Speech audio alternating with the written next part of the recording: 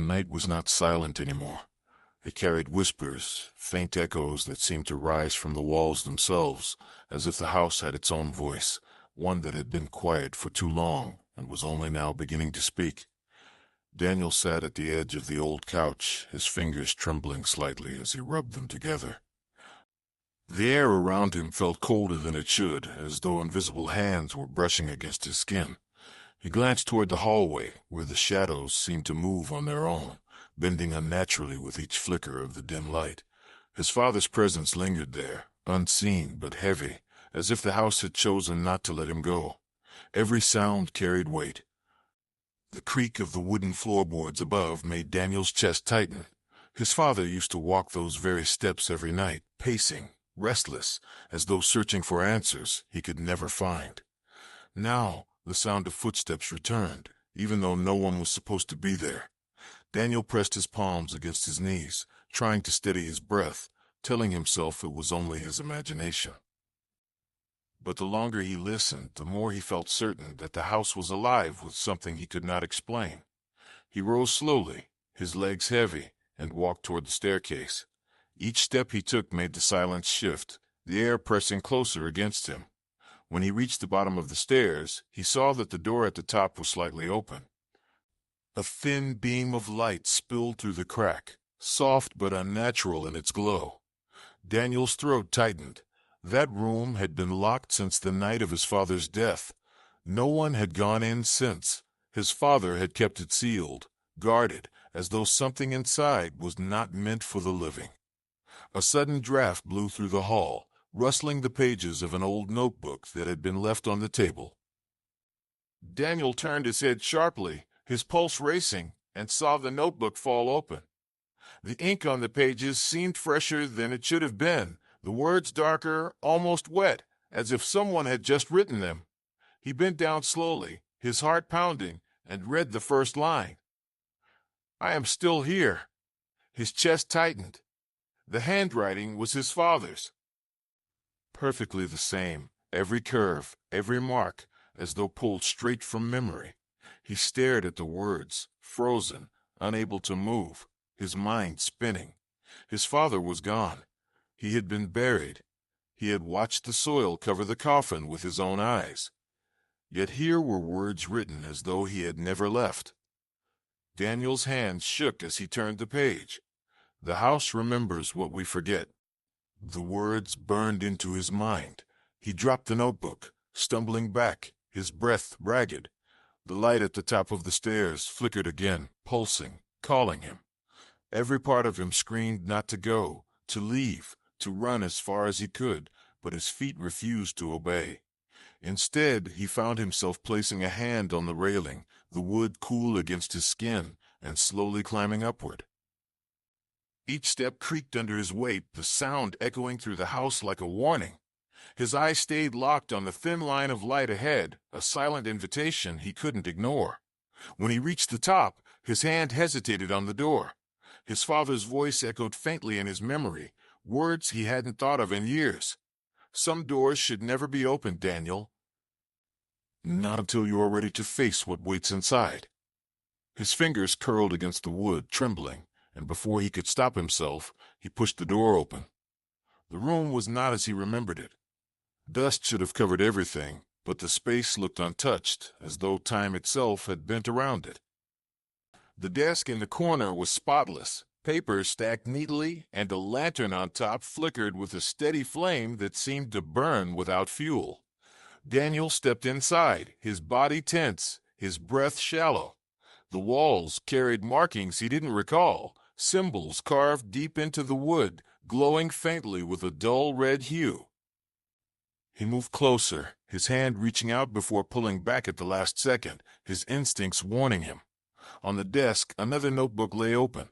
Unlike the one downstairs, this one had pages filled edge to edge with writing. He moved closer, his eyes scanning the words. The sentences spoke of things he could hardly comprehend, voices that spoke in the silence, shadows that remembered names, and a pact that had been sealed long before he was born. Each line seemed to breathe, the words curling and shifting slightly as if alive. Then he saw his name. written again and again. Daniel must continue. Daniel must not forget. Daniel must return. The words were scattered across the pages, written with a desperate hand, pressed into the paper so deeply it nearly tore through. His vision blurred, his throat dry, as he flipped to the final page. There, in larger letters than any before, was a single sentence. It begins with you. The flame in the lantern flickered violently, almost as if reacting to his discovery. The shadows on the wall stretched unnaturally, bending, twisting, forming shapes that resembled faces watching him. His breath quickened, and he stumbled back, knocking against the wall. The markings glowed brighter, pulsing in rhythm with his racing heart. He could hear whispers now, faint but clear, rising from the floor itself, voices overlapping, repeating his name in tones both familiar and strange. Daniel gripped the edge of the desk to steady himself. He wanted to scream, to run, but something stronger than fear rooted him in place. His father had left this behind, not as a warning, but as a path Daniel was now standing at the edge of. His hand brushed against the notebook, the pages warm beneath his touch, as if alive. The words seemed to shift under his fingers, reshaping into something new. Open the ground beneath. His head snapped up, his eyes darting across the room. He didn't understand what it meant, but deep inside, something told him that the answer was hidden within the house itself. He took a step back, then another, before finally pulling himself out of the room, his body shaking, his mind overwhelmed. He shut the door behind him, the sound echoing like thunder down the hallway. The house groaned in response. The walls creaked, the floor shuddered, and for a moment Daniel thought the entire structure would collapse. But then the silence returned, heavy and suffocating. He stumbled back down the stairs, gripping the railing tightly, his chest aching with every breath. When he reached the bottom, he collapsed onto the couch, burying his face in his hands. He wanted to believe it was madness, a trick of grief, his mind unraveling from the weight of loss. But the warmth of the notebook's pages, the glow of the symbols, and the voices whispering his name were too real to dismiss. The house was alive, and it wanted something from him. Something his father had prepared him for without ever telling him. The air grew colder once again, and Daniel lifted his head slowly. Across the room, the notebook he had dropped earlier lay open still, its pages fluttering though there was no wind. A new line had appeared. The ground waits. His stomach turned. His father's words, the glowing marks, the whispers, they all pointed to something buried, hidden deep beneath the foundation of the house. Something sealed away, waiting to be unearthed. His hands tightened into fists, his fear mixing with a strange, unshakable pull. He knew that if he left the house now, it would not let him go. The whispers would follow, the shadows would creep, and the truth would haunt him until he returned. Daniel stood once more, his body tense, his heart pounding. He glanced toward the floor, the wooden boards worn and aged from years of footsteps. Somewhere beneath them, something waited, something his father had bound himself to, something now calling for him. He took a deep breath, his eyes scanning the room, searching for a clue, a hidden latch, anything that would lead him below. The whispers grew louder, the sound weaving into the silence, pressing against his skull. They guided him, pulling him toward the far corner of the room, where an old rug lay faded and frayed. His hands trembled as he reached down, pulling it back slowly, revealing a trap door hidden beneath. The wood was old but solid, its edges marked with the same faint carvings he had seen upstairs. His chest tightened, his breath uneven. His father had left this for him, sealed but waiting. He knelt down, pressing his fingers against the cold handle. For a moment he hesitated, his body frozen between terror and curiosity. The air around him thickened, the room holding its breath, as if the entire house was watching. He pulled, the door creaking open, the darkness below yawning wide, deeper than it should have been. A faint, damp smell rose up, carrying with it a sense of something ancient, something untouched. The voices whispered louder now, not threatening but beckoning, pulling him downward. Daniel swallowed hard, staring into the void below. He could feel the weight of his father's words pressing against him, the reminder that it all began with him. His legs trembled as he placed one foot on the first rung of the ladder, his body shivering from the cold rising from below. He descended slowly, each step taking him further from the world he knew and deeper into the unknown that waited beneath the house. The trapdoor creaked shut above him, sealing him in darkness. The night carried a silence that felt almost too heavy, as though the world itself had grown weary of everything that had unfolded. The walls of the old house stood still, yet they seemed to carry whispers of every memory that had been built within them. For Richard, those whispers were no longer soft comforts, but sharp reminders of everything he had lost, everything that had been stolen from him in ways he could never have imagined. Daniel sat across from him, his eyes lowered, unable to meet the gaze of the man who had given him everything. The air between them was not just filled with silence, but with questions that neither knew how to voice. Richard wanted to ask why. Why had his son chosen betrayal over love? Why had he turned away from the man who had sacrificed a lifetime to make sure he had a future? But the words refused to form. His heart was too heavy, and his spirit too worn to push them forward. Daniel, on the other hand, wanted to speak, but feared the sound of his own voice. Every thought in his head clashed with another, like waves crashing against jagged rocks. He wanted to say that he hadn't meant for things to spiral out of control, that greed and desperation had blinded him. He wanted to tell his father that somewhere deep inside he still loved him, but the shame had rooted itself too deeply, and it choked every attempt before it could reach his lips. The sound of the clock ticking on the wall became unbearable. Richard stood slowly, his hands trembling not just from age, but from the weight of emotions that had gone unspoken for too long. He walked toward the window and pulled back the curtain, looking out into the night. The sky stretched endlessly, stars scattered like fragile pieces of light trying to survive the darkness. For the first time in his life, Richard felt like one of those stars, still shining, but surrounded by shadows that threatened to consume him. "Your mother always believed in second chances," Richard said finally, his voice quiet yet carrying a strength that startled Daniel. "She believed no mistake was too heavy to be forgiven. I don't know if I have that strength in me anymore." Daniel's head snapped up, his chest tightening at the sound of his mother's name. Memories flooded back of her soft touch, her warm smile, the way she always managed to find light even in the darkest of times.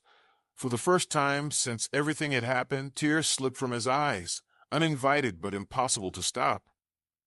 "I'm sorry, Dad," Daniel whispered, his voice breaking. "I don't deserve anything from you. Not your forgiveness. Not even your time. But I need you to know that His words faltered as the weight of everything he had done pressed down harder. "I lost myself, and in losing myself, I lost you too." Richard kept his eyes on the stars, not trusting himself to turn and face his son just yet. The apology was there, raw and trembling, but so were the memories of betrayal, of nights when he lay awake wondering how everything he built could fall apart so easily. Trust, once broken, was not something that could be pieced back together with words alone. It needed time, and time was something Richard no longer had an abundance of. Yet as the silence stretched between them, something stirred in his heart. Perhaps it was the echo of his late wife's voice, reminding him that love was not about perfection but about endurance. Perhaps it was the part of him that, despite everything, still longed to see his son walk a better path. Or perhaps it was simply the realization that carrying bitterness would only make the weight heavier for both of them. Slowly, Richard turned. His eyes met Daniel's, and for a moment it felt as though the years of distance and disappointment faded, leaving behind only the simple truth of a father and his son. Daniel's face was streaked with tears, his hands clenched tightly in his lap as though he was holding on to the last thread of hope. "You broke me, Daniel," Richard said, his voice steady but heavy. "You broke this family, and I can't pretend it didn't happen. But if you mean what you say, if you truly want to change, then maybe, just maybe, there's still a way forward." The words struck Daniel like a lifeline thrown into stormy waters. He nodded quickly, his throat too tight to speak, afraid that if he tried, he would shatter completely. For the first time in months, he felt the faintest flicker of hope, not the false hope of greed or shortcuts, but the fragile kind that came from something real. Richard walked past him, his hand brushing lightly against his shoulder as he moved toward the door. It wasn't forgiveness, not yet. It wasn't a clean slate, but it was something, a beginning, or perhaps the chance for one. Daniel sat still long after his father had left the room, listening to the fading sound of footsteps echoing down the hallway. Each step carried both distance and promise. Distance from the man he had been, and the promise of the man he could still become. The house around them remained heavy with silence, but it no longer felt suffocating. Instead, it felt like a silence that was waiting to be filled with words not yet spoken, with wounds not yet healed, with a story not yet finished. And though the night outside stretched long and dark, the stars still shone quietly above, fragile but unbroken, reminding them both that even in the deepest of shadows. The moment I stepped into my son's backyard, I heard someone whisper, "Why is he even alive?"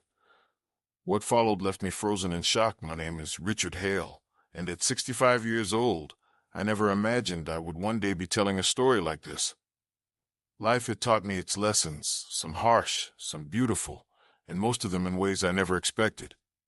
I had lived through the joys of raising a family, the heartbreak of losing my wife too soon, and the quiet evenings of a man who thought he had given the best years of his life to his children. But nothing, absolutely nothing, could have prepared me for that afternoon in my son's backyard. It was a late summer day. The air felt heavier than usual, the kind of heat that pressed against your skin and made the world seem slower. I had decided to drop by, unannounced. My son Daniel was 38, married, with 2 kids of his own. He lived only a short drive away, but somehow, in recent years, it felt like the distance between us had stretched far more than just miles. We spoke, yes, but less often than we once did. And when we did, there was always something faintly strained, as though unspoken words lingered beneath the surface. I parked my old Chevy by the curb and walked toward his backyard. I didn't want to knock on the front door like a guest. This was my son's house, after all, and I thought I could still step around back and surprise him. A small gesture of fatherly warmth. I thought maybe we'd share a cold drink, talk about the kids, or just sit in silence like we sometimes used to. But when I rounded the corner, what I heard froze me in place. I had barely set foot onto the soft patch of grass when voices carried through the air. Not children's laughter, not Daniel's usual cheerful tone. Instead, hushed voices, low, urgent, filled with something heavy. I paused, hidden just enough behind the old maple tree at the corner of the yard, and that was when the words cut through me. Why is he even still alive? For a moment I thought I had misheard. My breath caught, and I felt a cold ripple crawl across my spine. I leaned forward slightly, careful not to make a sound. The voice was not Daniel's. It sounded like a man, perhaps one of his friends, or maybe someone else in the family. I strained to listen, my heart pounding harder than it had in years. Another voice responded, softer but equally sharp. "You can't just say that here. What if he hears you?" I stayed still, my pulse in my ears. Were they talking about me? About someone else? A strange dizziness swept over me. I wanted to step forward, demand answers, but my feet felt nailed to the ground. Every instinct in me told me to stay hidden, to hear more. Because some truths, as cruel as they are, don't wait politely to be revealed. They tear their way out, whether you're ready or not. Daniel's voice finally joined the others. Calm, steady, but with a tightness I had not heard before. "Just keep your voice down. He's not supposed to be here today." The words landed like a blow. Not supposed to be here. What did that even mean?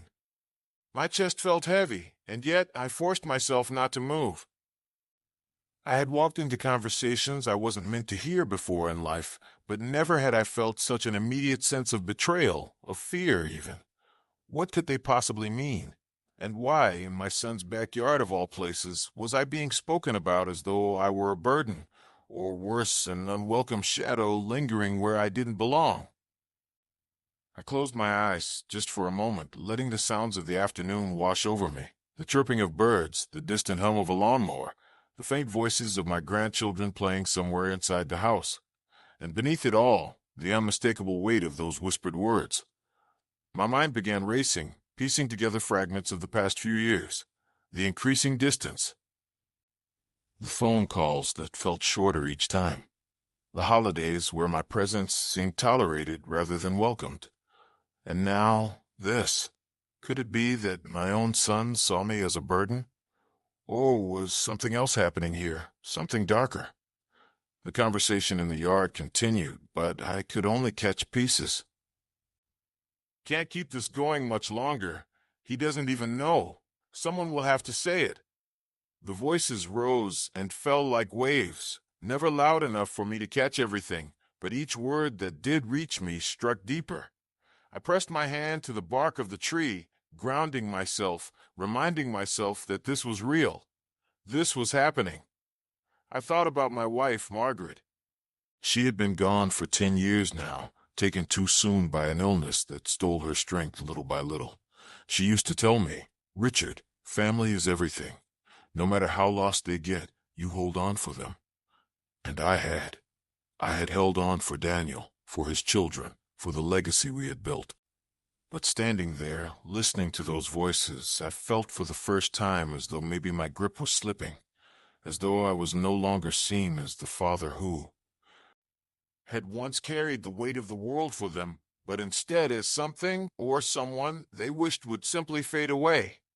I took a careful step back, my heart torn between storming into that backyard and demanding the truth, or slipping away quietly and pretending I had never heard a thing. But neither option felt possible.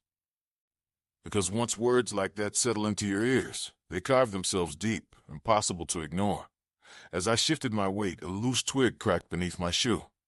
The sound was small, but in that tense silence, it felt like a gunshot. The voices inside the yard immediately hushed. I froze, barely daring to breathe. For a few agonizing seconds, there was nothing, just silence thick enough to choke on. Then Daniel's voice again, louder this time, sharper. "Dad, is that you?" My stomach twisted. He knew. He knew I had heard something, maybe not all of it, but enough. I stepped forward slowly, my legs heavy, and emerged from behind the tree. Daniel stood near the patio, his face pale, his hand gripping a glass of water as though it might shatter at any second. Beside him were two men I did not recognize, both in their 40s, both looking equally startled to see me. I forced a thin smile, though my throat was dry. I thought I'd stop by. Didn't mean to interrupt. Daniel blinked, his mouth opening slightly before closing again. He glanced at the men beside him, then back at me. "You should have called first, Dad." His tone was steady, but I caught the flicker in his eyes, the kind of flicker that hides something you can't quite put into words. The other men shifted uncomfortably, exchanging looks that spoke louder than anything they might have said aloud. One of them muttered something about needing to leave, but Daniel quickly cut him off. "No, stay. It's fine." His voice was firm, but his jaw was tight, as though every muscle in his body was fighting to keep control of the situation. I stood there, the warmth of the sun suddenly feeling unbearable. My mind kept circling back to that one question, the one that had ripped the air apart just minutes earlier. Why is he even still alive? I wanted to ask it out loud. I wanted to make them say it to my face. But something inside me told me not to. Not yet. Instead, I nodded slowly, pretending not to notice the tension thick enough to cut with a knife.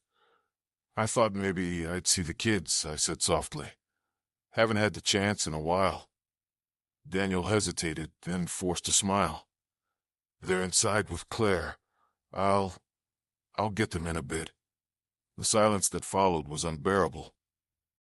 I could feel the weight of 3 pairs of eyes on me, each carrying something unspoken, something hidden, and I knew, deep in my bones, that this was only the beginning.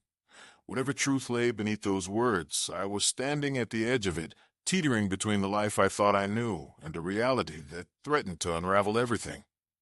For the first time in years, I felt truly alone. And yet some part of me knew I couldn't walk away now. Not without answers. Not without understanding why my own flesh and blood could stand in his backyard, surrounded by strangers, and let words like that be spoken. The afternoon sun dipped lower, shadows stretching long across the grass. I stayed quiet, holding myself steady, waiting. Because sometimes silence forces the truth out more than questions ever could. And in that silence, I realized my life was about to change forever. Daniel's forced smile lingered only for a second before slipping away, replaced by a tightness in his face that he couldn't hide no matter how hard he tried. The 2 men beside him shifted uneasily, and I could see it in their eyes. They wanted to be anywhere but there, standing in that backyard with me. I felt the weight of their discomfort pressing down on me, but I refused to let it push me back. I had spent too many years of my life walking away, pretending not to notice when something was wrong, convincing myself that things would eventually fall back into place. Not this time. I stepped further into the yard, the grass crunching under my shoes, the sound far too loud in the tense silence. Daniel's hand tightened around the glass in his grip, and for a brief moment, I thought it might shatter. My gaze moved between him and the strangers at his side, searching their faces for some hint of the truth, some clue to what I had stumbled into.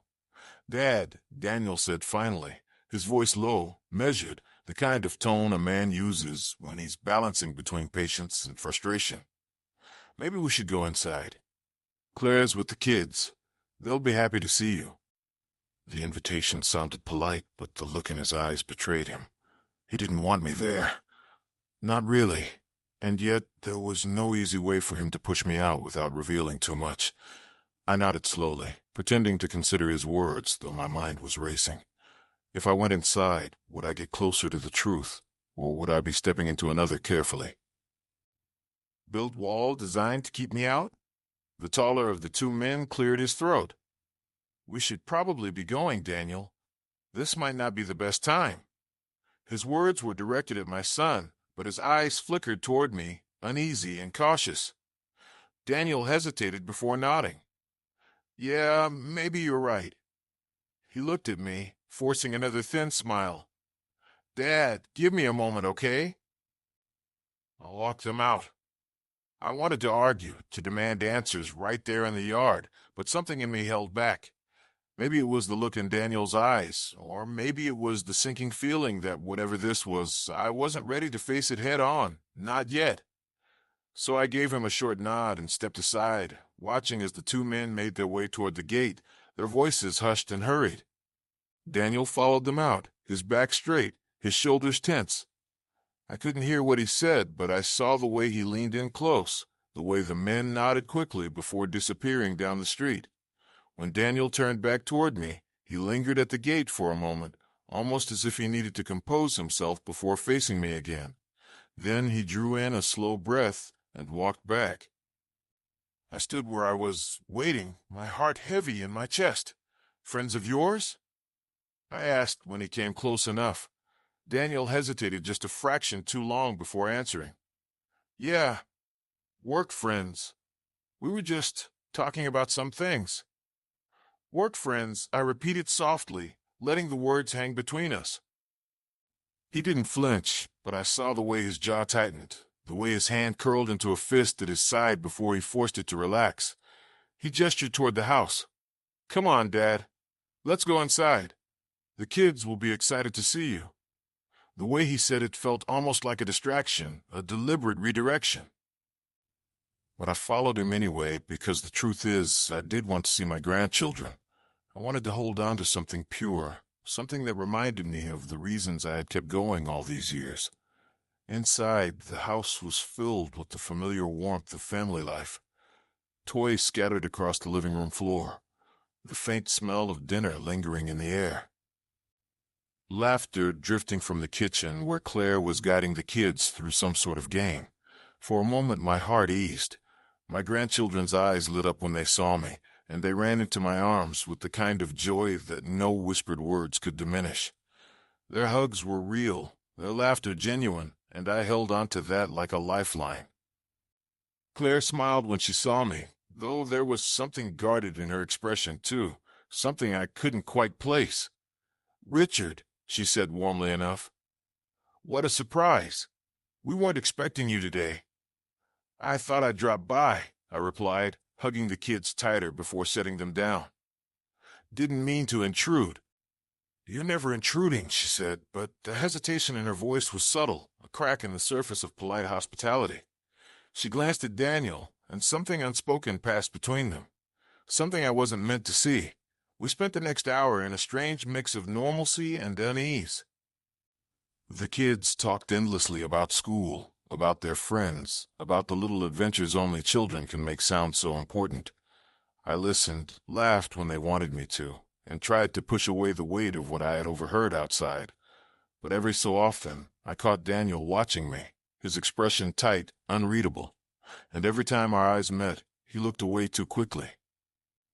When Claire took the kids upstairs to get ready for bed, the silence between Daniel and me grew heavier. He sat across from me at the dining table, his hands clasped together, his gaze fixed on the wood grain, as though it could offer him answers. I waited, giving him space, but he said nothing. Finally, I broke the silence. "Daniel," I said quietly, "who were those men?" His eyes flicked up to mine, and for a brief moment I saw something raw there. Fear, maybe. Guilt, or something else entirely. He opened his mouth, closed it, then sighed. "Just people I know. You don't need to worry about it, Dad." "Don't need to worry?" I repeated, my voice sharper than I intended. "I came here today thinking I'd see my son, spend some time with my grandkids. Instead, I walk into the backyard and hear someone asking why I'm even still alive. Do you think I can just not worry about that?" Daniel's face paled, and he leaned back slightly, as though the force of my words had pushed him. His mouth opened again, but no words came. Finally, he ran a hand through his hair and muttered, "It's complicated." "Complicated," I echoed, my chest tightening. "Then explain it to me." He shook his head, his eyes darting away. "Not now. Not tonight. Please, Dad. Just not now." The plea in his voice startled me. He wasn't angry. He wasn't defensive. He sounded desperate, like a man caught in something bigger than himself, something he couldn't control. And as much as I wanted to push, to demand answers right then and there, part of me knew I wouldn't get them. Not tonight. So I sat back in my chair, staring at the man my son had become. A man I thought I knew, but who now seemed like a stranger, carrying secrets too heavy to share. My heart ached with questions, with fears I couldn't put into words. And yet, I stayed silent, because sometimes silence says more than shouting ever could. The night stretched on, heavy with things unsaid. When I finally left the house, the air outside was cooler, but it did nothing to ease the fire in my chest. I walked to my car slowly, each step weighed down by the echo of those whispered words. Why is he even still alive? They looped in my head, relentless, gnawing at me. I slid into the driver's seat and gripped the wheel tightly, staring at the house I had just left. Behind those walls were my son, my grandchildren, my family, and yet I felt more distant from them than ever. There was something Daniel wasn't telling me, something Claire wasn't telling me, and those two men, whoever they were at the center of it. As I started the engine, I made myself a silent promise. I would find out the truth, no matter how much it hurt, no matter what it revealed, because I couldn't live with those words haunting me, not knowing what they meant. And I couldn't stand the thought that my own son might be hiding something from me so dark, so cruel, that he couldn't even look me in the eye. The road stretched ahead of me, dark and empty. I drove slowly, lost in thought, my mind replaying every detail of the day, every glance, every word, every silence. And as the night closed in around me, one thing became painfully clear. This was only the beginning. The answers I sought would not come easily. They might tear apart what little remained of the family I thought I knew. But I couldn't stop now. I had to keep going, because somewhere in the shadows of my son's backyard, a truth was waiting, and I needed to find it. The drive home that night felt longer than it ever had before. The headlights cut through the dark, but my mind was somewhere else entirely, tangled in questions that offered no rest. The words replayed in a loop inside me, clawing at the edges of my sanity. Why is he even still alive? The voice, cold and careless, rang like an echo that refused to fade. By the time I pulled into my driveway, the house looked lonelier than usual. The porch light flickered slightly, the way it always had, but instead of comfort, it gave me a sense of emptiness. I stepped inside, greeted by silence, the kind that doesn't feel peaceful but hollow, as if it's waiting for something to fill it. I hung my jacket by the door and sat in the old armchair by the window. My bones ached with the weight of what I had heard, but it wasn't just physical. It was something deeper, something I couldn't shake. I sat there for hours, staring out into the night, thinking of Margaret. What would she have said if she were still here? She always knew how to soften the hard edges of life, how to make even the most unbearable truths feel like something we could face together. But she wasn't here. And I had to face this alone. The next morning, I woke with a heaviness that hadn't lifted. I poured myself a cup of coffee, the bitterness sharper than usual, and sat at the table trying to steady my thoughts. My mind circled the same questions. Who were those men? What were they talking about? And why did my son let words like that be spoken without stopping them? By mid-morning, I couldn't sit still anymore. I grabbed my keys and drove into town, hoping that movement might quiet the storm inside me. It didn't. At every red light, my thoughts nodded me. At every turn, I imagined new possibilities, each worse than the last. Was Daniel in some kind of trouble? Were those men tied to something criminal, something dangerous? Or was it something else entirely, something closer, more personal, more devastating? I ended up at the diner where I used to take Daniel when he was a boy. It was the kind of place where the waitress still called you Han and poured your coffee without asking. I sat in the corner booth, staring at the steam rising from my cup, and tried to remember the boy he used to be. The boy who laughed at silly jokes, who wanted to be a firefighter, who used to run into my arms after school like I was his whole world. When did that change? When did I become someone whispered about behind my back? A voice pulled me from my thoughts. "Mr. Hale?" I looked up and saw a familiar face, Sam Carter, a friend of Daniel's from high school. He was older now, like me, but his smile was the same. "Haven't seen you here in a while," he said, sliding into the seat across from me without asking. We talked for a while, small things at first. Work, the weather, the aches of getting older. But eventually Sam leaned closer, lowering his voice. "I ran into Daniel a few weeks back. He didn't look good. Seemed tired, stressed. I asked him if everything was okay, but he brushed it off." He paused, his eyes narrowing slightly. "Is he all right?" The question caught me off guard. I wanted to say yes, to pretend everything was fine, but the truth sat like a stone in my throat. "I don't know," I admitted quietly. "I really don't." Sam gave me a long look, then nodded slowly. "He's a good man, Richard. But sometimes good men get caught up in things they don't know how to get out of." He didn't elaborate, and I didn't press him, but his words only deepened the unease curling in my gut. After he left, I sat there longer, turning his words over in my mind. Caught up in things. Was that what this was? Was Daniel tangled in something he couldn't untangle himself from? And if so, what kind of father would I be if I didn't try to help him? When I finally left the diner, I didn't go home. I drove back toward Daniel's neighborhood instead. I didn't have a plan, just a need to be closer, to see something that might give me answers. I parked a few houses down from his and sat in the car, watching. The house looked quiet, ordinary, like any other suburban home. Kids' bikes leaned against the porch, curtains half drawn against the afternoon sun. But beneath that normalcy, I knew something was wrong. After nearly an hour, I saw Daniel step outside. He wasn't alone. One of the men from the backyard walked with him, the shorter one with dark hair and a sharp jaw. They spoke quietly, too far away for me to hear, but their body language told me enough. Daniel looked tense, his shoulders tight, his hands buried in his pockets. The other man gestured with sharp movements, as though trying to drive a point home. I sank lower in my seat, my chest tightening as I watched. They stood by the car for several minutes before Daniel handed the man an envelope. The man tucked it quickly into his jacket, glanced around, then got into his car and drove off. Daniel stood there for a moment, staring at the ground, before finally going back inside. My hands gripped the steering wheel, trembling. An envelope. Money, maybe? Debt? Blackmail? The possibilities twisted in my head, each one darker than the last.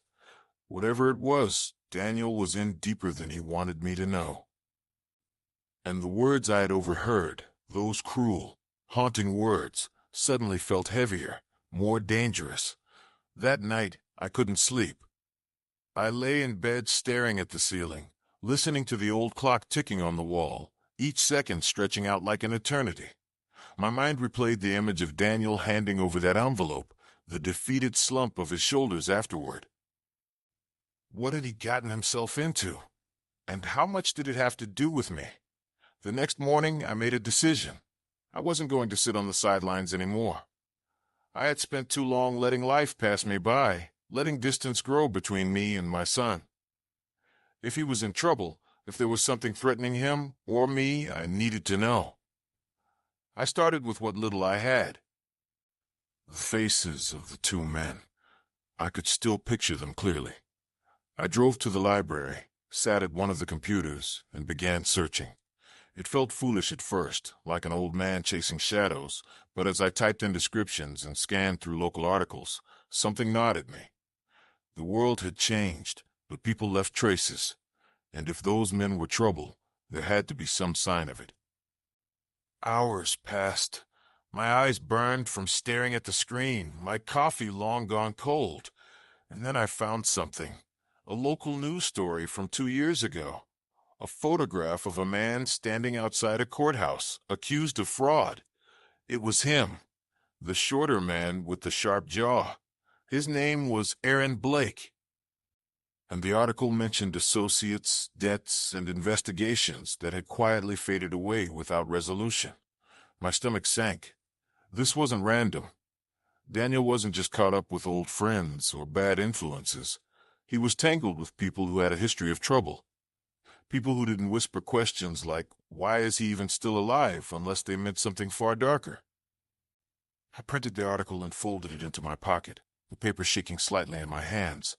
I didn't know what I was going to do with it yet, but I knew one thing. I couldn't ignore this anymore. Whatever Daniel had gotten into, whatever danger was circling us, I had to face it. Not just as a father, but as a man who refused to fade quietly while secrets festered in the shadows. That evening, I drove past Daniel's house again.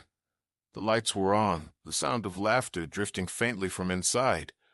From the outside, it looked like everything was fine. A family sitting down to dinner, a home filled with warmth. But I knew better now. I knew there were cracks beneath the surface, cracks that threatened to shatter everything if the truth came spilling out. I sat there in the car, watching, waiting, my heart heavy with questions I still didn't have answers to. Why were those men in Daniel's life? What did they want from him? And why had they spoken about me in such a way as though my very existence was a problem? The night deepened, the street grew quiet, but I stayed, because I couldn't walk away. Not yet. Not until I knew. And as I sat there in the dark, I realized something I hadn't admitted to myself before. This wasn't just about Daniel anymore. This was about me. About my place in this family, in this life. About the truth that was creeping closer with every whispered word and every shadowed glance. And I wasn't ready to